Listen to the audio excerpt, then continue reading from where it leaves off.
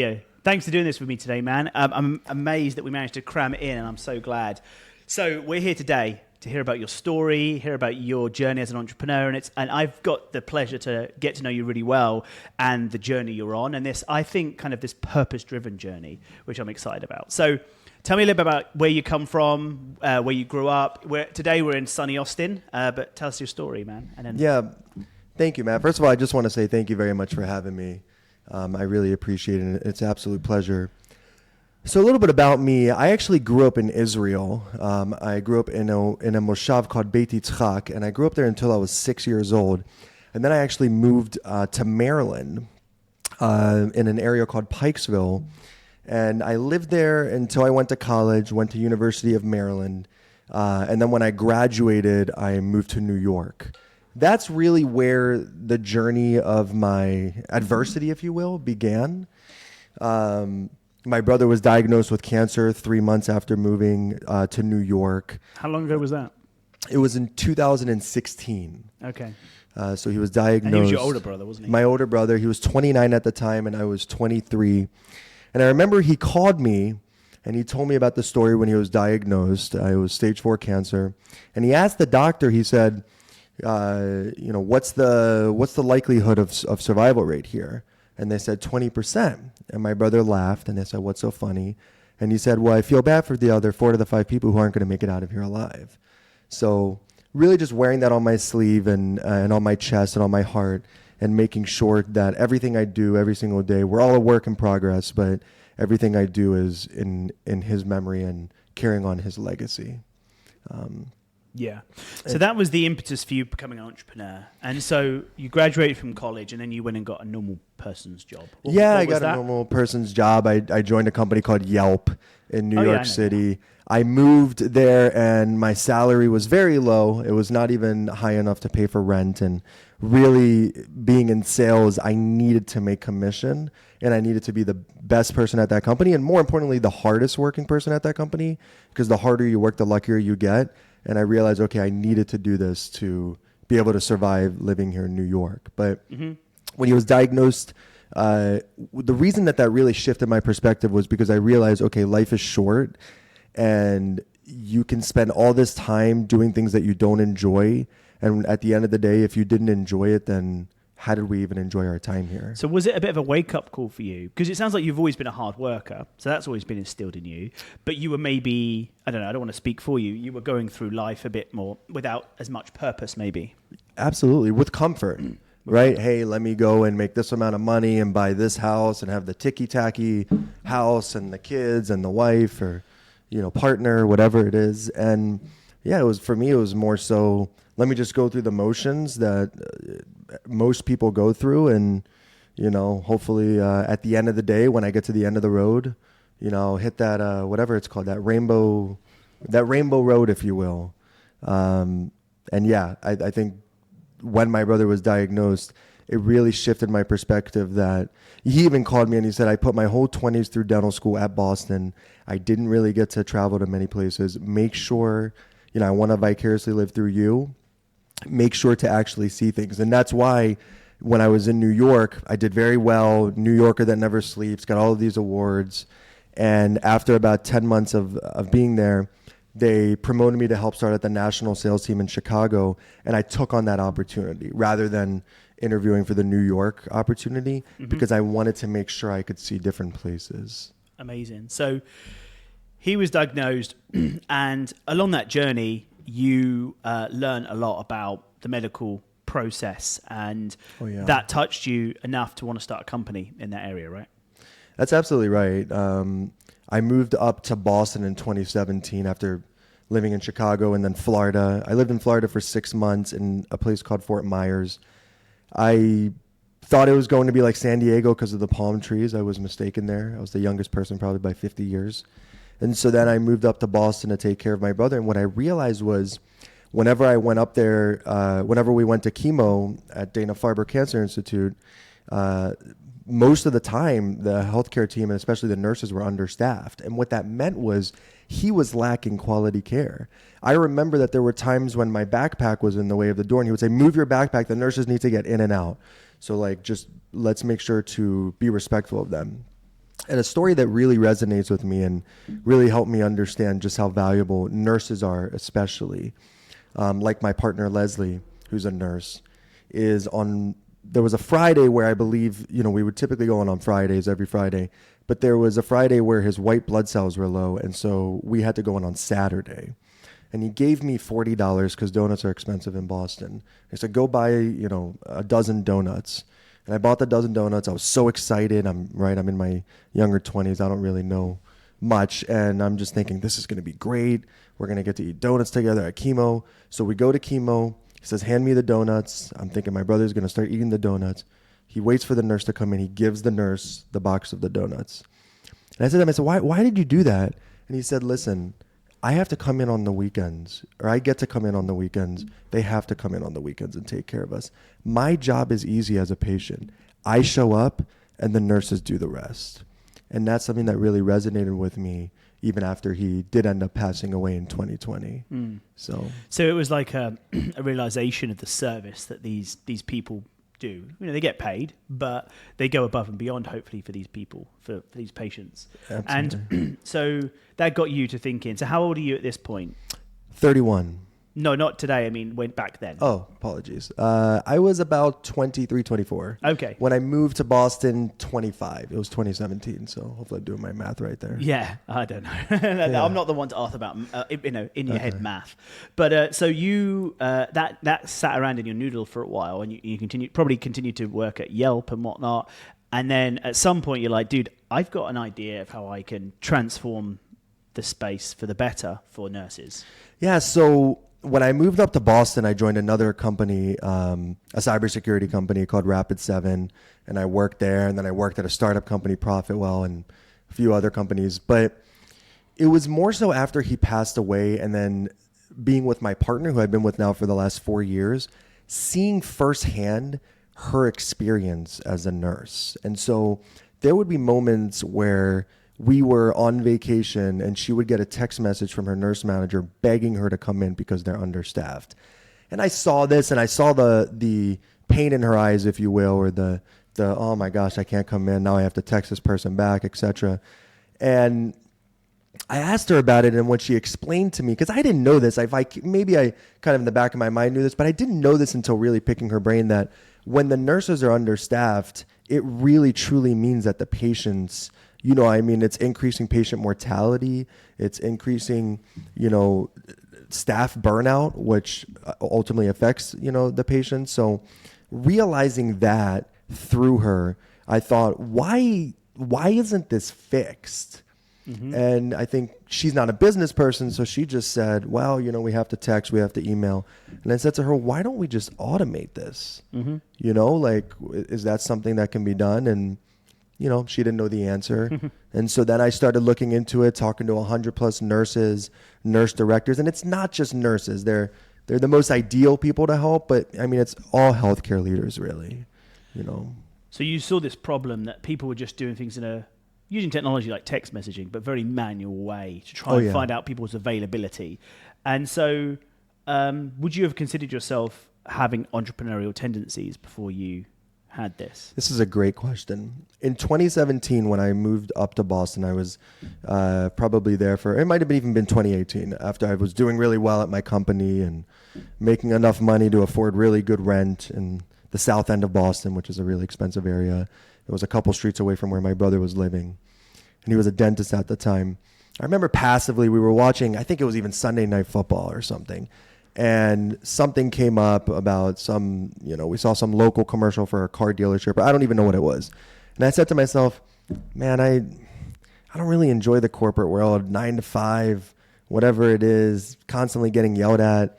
I want to do my own business. And my brother right at that point said to me, why don't you do your own business?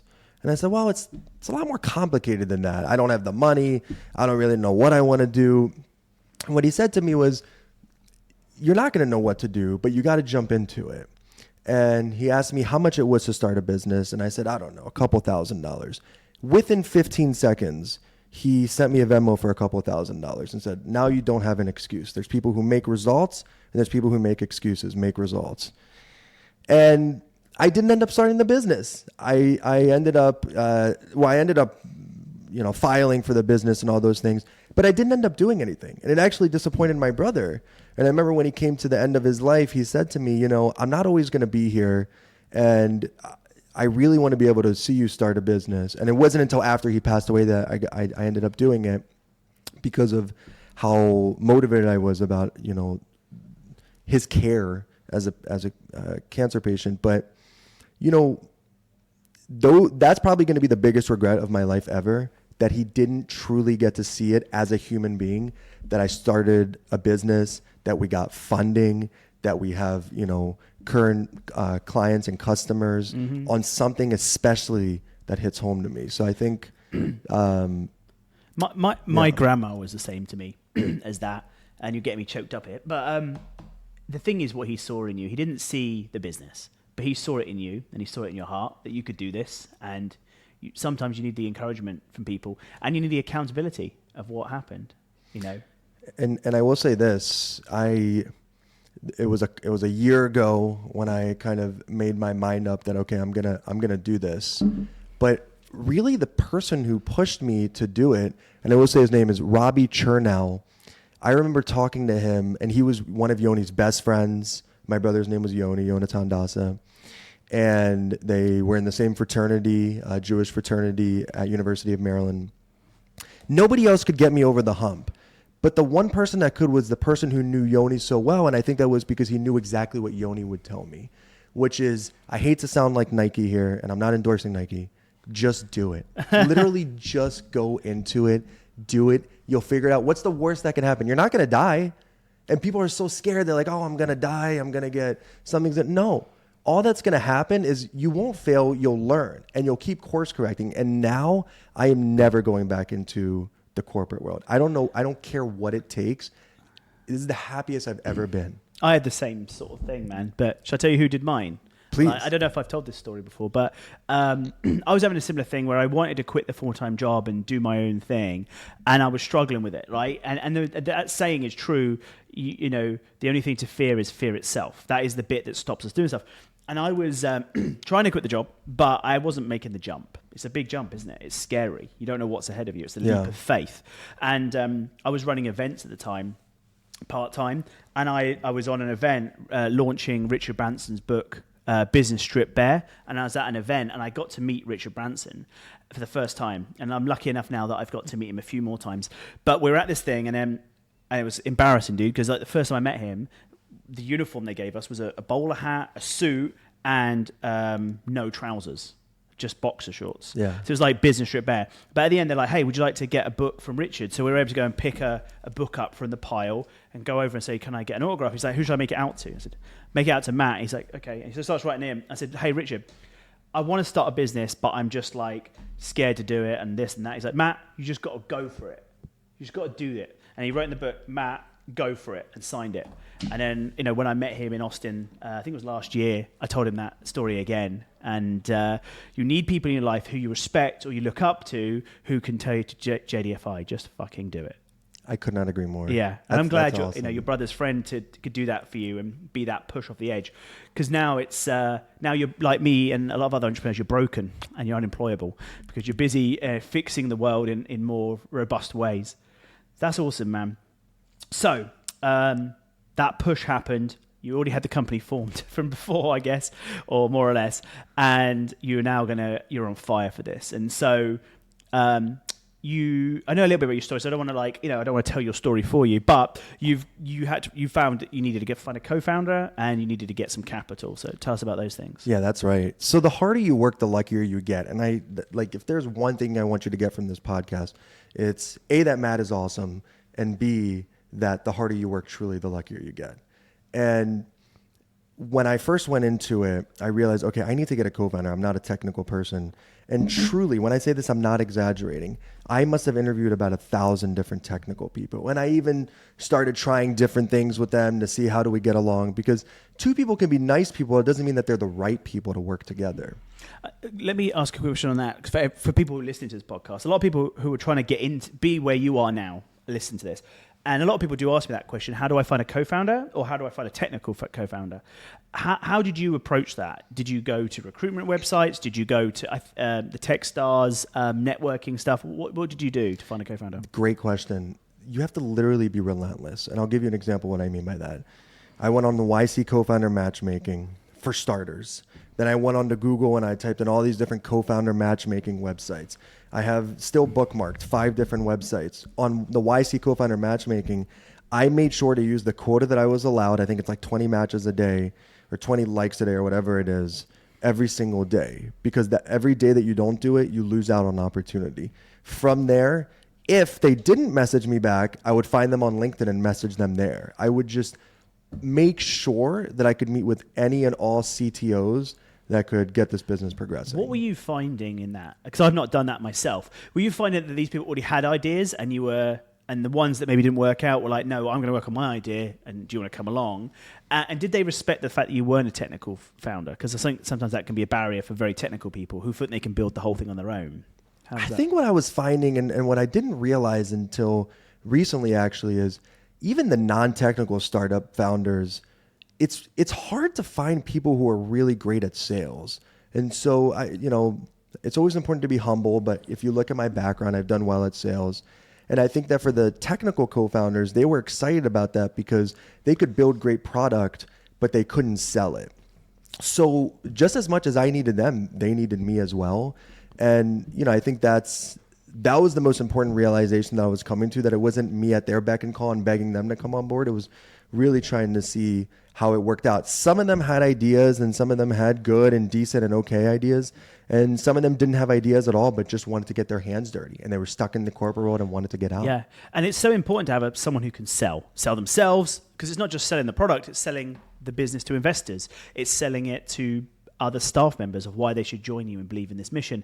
And it's cool that you've got this, it's bittersweet, let's say that, about your brother. The story and the driver for that. But yeah, you're really good at articulating yourself and getting people excited about what you're doing. So you found Mike, who's your CTO, on one of these platforms, and you hit it off. And then next thing, money. The next thing was money. We needed money. We couldn't, unfortunately, we are not millionaires here. So the word is yet. We're not millionaires yet. We're not millionaires yet. We're not billionaires yet. Billionaires. So Mike and I, we started working together, and we started working on a small project, actually. We started working on automating home services just to see what it looked like, to see how we worked together. I ended up making 300 calls a day, and we got close to $8,000 in committed MRR. And the biggest thing was that 50% of us was fulfilled in that we didn't have a boss, but the other 50% was not, in that we didn't do something that we truly felt was core to our heart. We wanted to do something, and myself especially, that was core, that was like relentless pursuit every single day. Nothing is stopping us. This is what we're going to do. We don't care. Why do you think that was important to you? Because I speak to a lot of entrepreneurs who just want to get rich. They just want to buy that Lamborghini. They don't realize that. Well, I believe that's one of the most important things you can have. You've got to truly believe in what you're building and enjoy the journey. But what was it for you that made you realize that, and it wasn't just about the money? If you want to get rich, do like drop shipping or something. What made me realize was that I was making less money and am making now less money than I've ever made before, including out of college. And I still am the happiest I've ever been and love what I'm doing, because I truly believe that what we're doing is reducing staff burnout and saving lives. And even Leslie, who's my partner, who's a nurse, and she's come on to last minute as our CNO, seeing how stressed she is when people are calling out, or when the nurse to patient ratio is low, or whatever it might be, makes me think, wow, once we truly have this out there and we're that $1 billion company, Leslie's going to be so much happier. And everybody else like Leslie is going to be so much happier. And this isn't just nurses. And so when you work on something that you truly believe is bigger than yourself and is bigger than getting yourself a nice Ferrari or Lamborghini or a really nice house, whatever it might be, then that's the richest you'll ever be. And I truly mean that, because by doing that, you're fulfilled with happiness. And money, it can help with happiness, but it can't truly buy happiness. No, they say that like $100,000 a year is like the where money stops really improving your happiness in your life and things like that. And I think, if you pursue money, there's a Bible verse, like, it's easier to get a camel through the eye of a needle than it is a rich man into heaven. And that's not because the Bible or, the Torah wants to stop people being rich, right? Or having money. But you've got to realize that if you're in pursuit of those things exclusively, it comes with other trappings and other downfalls in your life. I agree. And you have to also enjoy the process, I live in an area called Brookline, which anybody who knows me well knows that I believe it's the greatest town in America, and it's a wonderful place. I live in a condo there. I hope to one day be able to buy a house there. About 3 streets down is something called Sergeant's Pond, and I think the lowest price for a house there is $10 million. I walk by it every couple of days, maybe once a week, whatever it might be, just to motivate myself and remind myself I want to one day get there. But then I also think to myself, great, what happens when I get there? Mm-hmm. I've made it. Mm-hmm. Did I make good friends on the way? Did I do it alone? Did I screw people over in the process? So I think enjoying the process is really important, because even if you get there, and when you get there, you have to believe you will, when you get there, if you get there in a way that you didn't enjoy the process, then all you have is money and nothing else around you. Yeah. And this is something I even tell Leslie, who's getting her DNP right now at Boston College. I tell her, hey, she was nervous about her exam, and I said, you're going to be a DNP. You're a straight A student. You're going to get your DNP, your doctorate of nursing practice. So I understand you're nervous about the exam, but just enjoy the process. And that resonated with her. She ended up getting a 98% on her exam. Yeah, and it can be really hard to enjoy the process sometimes, because you want to see success and things don't come quick enough. And before the camera turned on, me and you were talking about the frustrations we have in our day-to-day life, and that doesn't mean we're not going to enjoy the journey, but we have frustrations that happen.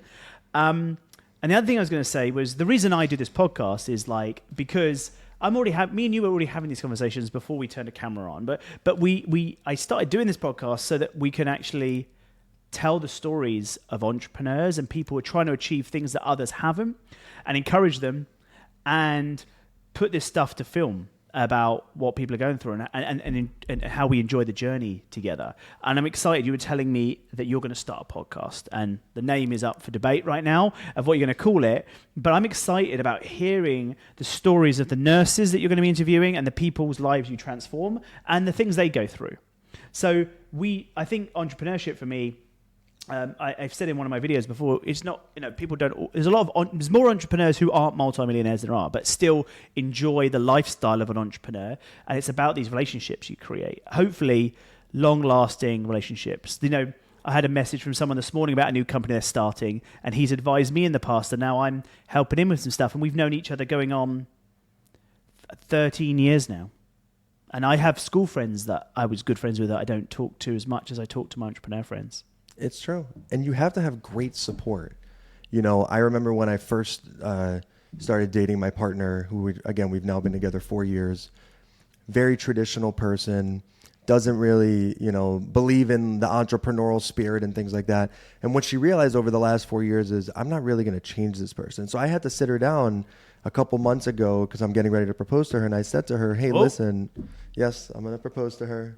But she knows. I got permission. She knows. I got permission from her. I thought we had an exclusive. I got permission from her from her parents, so they're they said they're fine with it, so that's good. Okay. It wasn't like a yay. It was like, I was like, how do you guys feel about me? They're like, we're fine with it. So maybe that's the. Is that an investor you're talking? I think it's like the same thing as an investor relationship. Yeah, we're fine. Yeah, with it. Yeah, exactly. They're just like, you'll do. You'll check the box. And so I sat her down and I said to her, listen, things are going well right now, but there might be a dip before it goes up even more. And success is not linear. But the one thing I really need you to know is that this is it. I'm not going back into the corporate world. And I need to make sure, as my partner, above all else, that you support that. Just like the way that your wife supports you, and the way that I have seen her support you, even over the Antler program and other things like that. Like, sounds incredible. And that's what I need Leslie to be like, to be my rock, because most people won't understand. They're not, they're too logical to understand. You have to You have to act crazy to keep your sanity. Yeah, and you've done the right first step, which is ultimate transparency and honesty, and even being honest with yourself about whether you'd want to go back or what you don't like. Because with your co-founder and with your wife and partners, you have to be constantly communicating, right? Because you're going to be having good weeks and you're going to be having bad weeks, and you're going to not be talking as much because you're having such a great week. You're not talking right now. You're just traveling loads and stuff, and you're going to be having a bad week. And trying to be brutally honest with each other is the way to create a long-lasting marriage.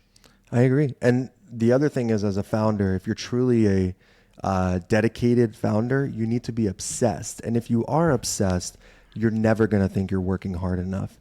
You're going to always think, I'm lazy, even though you only had 15 minutes, bathroom break after a 16-hour, 14-hour, whatever it is, shift for the day. I call it a shift, but whatever it is. And I think being able to have those people who support you to keep you in check and to remind you to also go outside and breathe for a second, that's really important as well. Because somebody like yourself who's very similar to me, it's so easy to just get right into it and not be able to focus on the things that ultimately give you the oxygen and keep you going, which is family and loved ones. Yeah. And, right in the early days of starting my business, I have a mentor and a friend of mine called Scott Kozlowski, shout out to Scott. And I actually asked him, he'd been happily married for years. And I said, how do you make sure that you're putting the right foundations in place not to get divorced? Because with entrepreneurship, there's a massive divorce rate.